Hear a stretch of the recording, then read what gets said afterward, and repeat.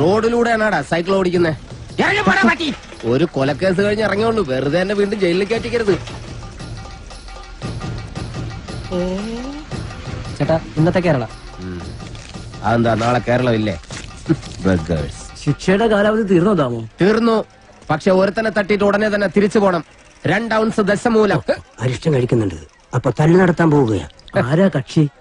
കൊലക്കേസിൽ എനിക്കെതിരെ സാക്ഷി പറഞ്ഞ സുരേഷ് ഇല്ലേ, അവനെ തന്നെ. കൊലക്കേസോ? വാ, വാഴത്തോട്ടത്തിൽ നിന്ന് കൊലവെട്ടിയ കേസില്ലേ, ആ നായിന്റെ മോനല്ലേ എനിക്കെതിരെ പോലീസിന് മൊഴി കൊടുത്തത്. അവന്റെ കണക്ക് തീർത്തിട്ട് എന്നെ ബാക്കി കാര്യം.